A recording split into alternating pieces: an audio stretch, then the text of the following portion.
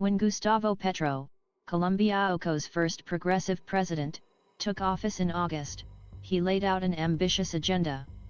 His administration would finally achieve a stable peace with Colombia's multiple rebel organizations.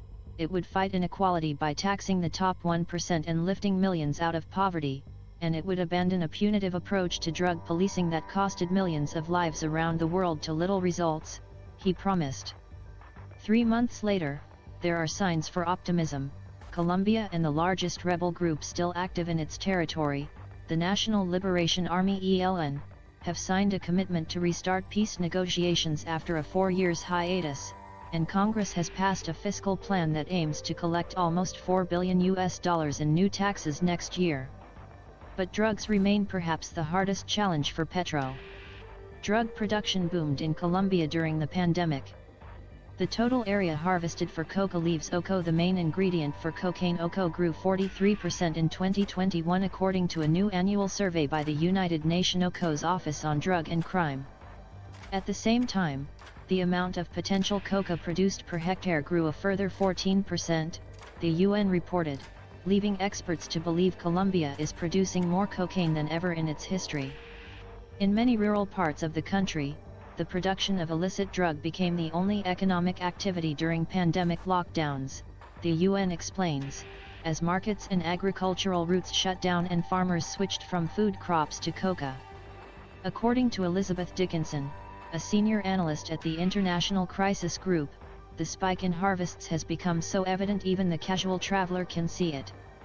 £. A few years ago, you could have to drive for hours to see coca crops. Now they are much more common, less than 1 kilometer from the main highway, she told CNN after a recent field trip to Cauca, part of a Colombian southwestern region that has seen a plus 76% increase in harvested area. In the indigenous reserve of Tacuayo, Cauca, the increase in coca and marijuana harvests have caused profound concern for the leaders of the community, according to Nora Taquinas, an indigenous environmental defender who has received multiple death threats from criminal organizations. 2 signs show a more sustained drug trade than in recent years, Taquinas says: informal checkpoints on the road leading up to Tacuayo and worrying trends of school dropouts as local children are pressed into service by criminal organizations for menial tasks around the production of narcotics. £. The cartels pay about 150,000 cop, about $3, to clean a pound of marijuana sprouts. A kid can do up to £6 per day, and that is solid money down here. Idaho's hard to stop that. The only positive aspect, Taquinas says, is that the increase in drug production and trade in her community has not caused higher levels of violence. £. We are on the lookout. But soon enough, the cartels will start competing for the harvests here, and the competition between them is to the death. Right now, Idaho's like the calm before the storm. The proliferation of armed groups in recent years is one of the greatest shortcomings of the Colombian peace process, which in 2016 brought an end to more than half a century of civil warfare. Before the deal, most of the guerrilla groups were disciplined like a regular army, and this helped war negotiations between public officials and rebel groups.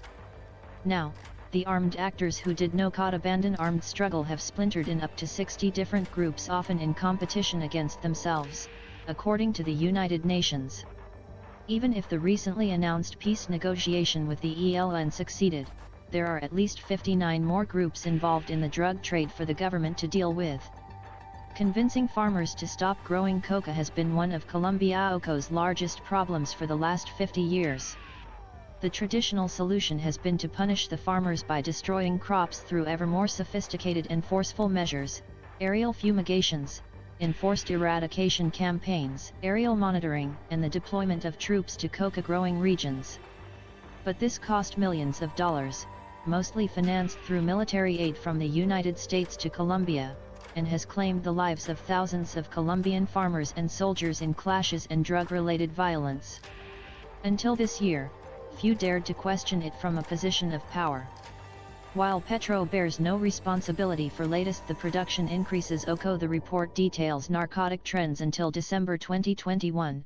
before this year OCO's election his message to ditch the war on drugs resonates with the United Nations finding that the billions of dollars invested in preventing Colombian farmers from growing coca could be put to a better use.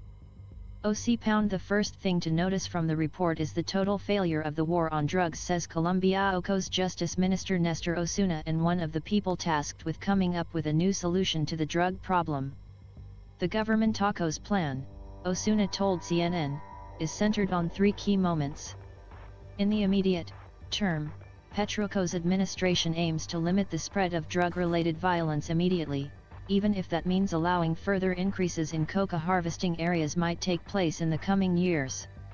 In order to avoid confrontation with coca-growing communities and reduce retaliatory actions from the cartels, Colombia's coca eradication campaign will be pared down, although not completely suspended, and the Justice Ministry would embark in a series of voluntary consultations to convince communities to replace illicit crops with legal ones in exchange for financial incentives.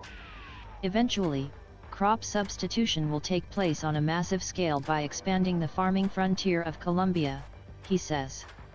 If we offer a sustainable alternative to the farmers harvesting coca, they will take it.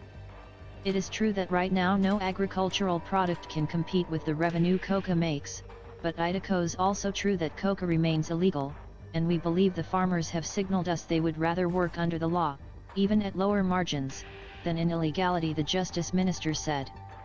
The plan is to relocate thousands of farmers who are currently harvesting coca into unused agricultural for a fresh start with legal crops. Last month, the Colombian government agreed to the purchase of up to 3 million hectares from the country's Rancher Association to expand the agricultural lands. Colombia has tried crop replacement in the past, but failed to overcome the appeal of coca.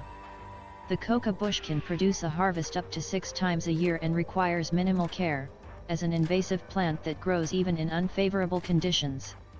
Coca buyers, the drug cartels, are willing to pay in advance for a harvest, often in cash, and crucially will also provide transport by picking it up from the farm. A significant incentive for farmers who live hours of unpaved road away from main market towns.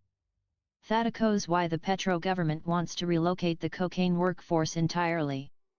The areas that are currently devoted to coca, once abandoned, would go through a process of reforestation, Osuna said, thanks to a new public investment fund worth $120 million to pay farmers to protect the rainforest for the next 20 years. Each family would receive up to $600 per month to launch reforestation projects in areas affected by coca harvesting as well as illegal ranching and logging. Ultimately, Petro's ultimate goal is to decriminalize cocaine. But Osuna is adamant the government would not launch such a move unilaterally.